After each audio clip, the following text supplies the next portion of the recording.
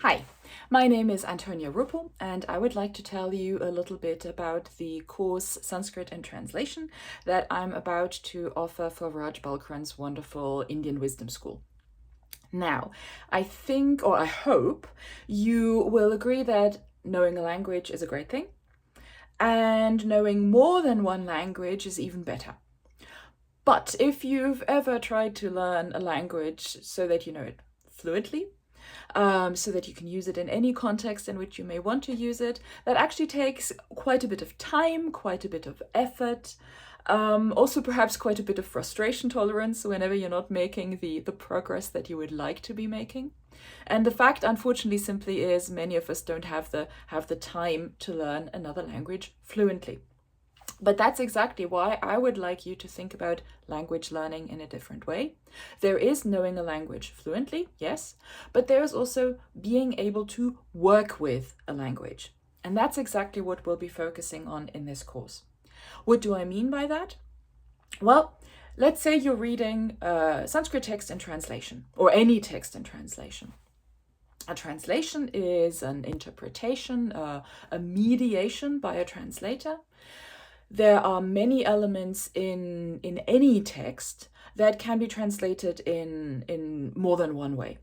And the translation you're reading is kind of the sum of the choices that the translator has made as they were translating the text, for example, from Sanskrit into English, French, whatever. Now you can read that translation and that's a great thing. But, and I think what is even better is if you read that translation knowing what the sources of potential ambiguity, potential difficulty, potential challenges in understanding the original text and translating it into English, for example, are.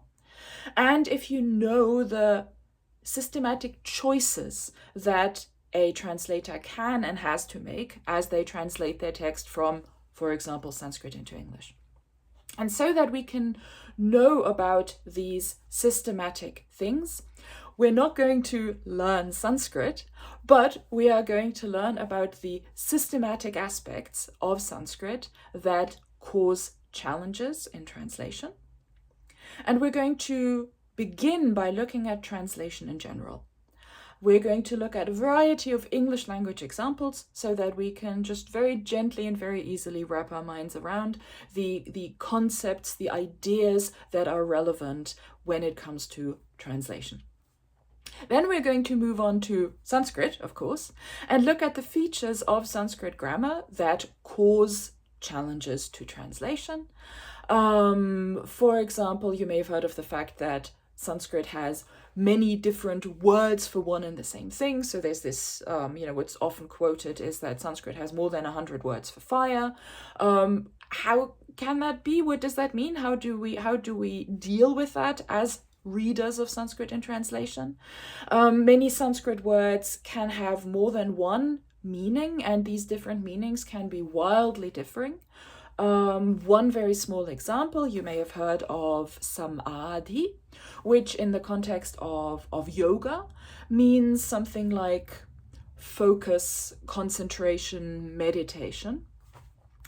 But it may also be a joint, so part of your body. How come? What is the system behind this? And how do I know which is the right translation, the right meaning of a word in a given context? How do I understand what what choice a translator made when they rendered a particular word in a particular way? When I compare several different translations, for example, of the Bhagavad Gita, there are so many different ones. If I translate them and one and the same text has been rendered in different ways by the two different translators, can I understand what the original choice was that they were faced with? And can I understand why one translator then went for one possible translation and another for another possible translation? So we're going to look at lots of examples of this kind. And then to make sure that this kind of educated reading of translations doesn't end at the end of our course. We are going to finally look at some of the many wonderful freely available resources that are available for understanding Sanskrit, for learning Sanskrit, perfectly, but also learning how to work with Sanskrit. So I'll show you a few dictionaries, I'll show you a grammar, I'll show you a couple of other websites that you can use if you want to work with Sanskrit translations, if you want to appreciate Sanskrit translations in this more knowledgeable, educated manner. The course is a fairly short one. It is meant to be just an introduction to these things, just to give you a little into reading Sanskrit translations in a more educated way.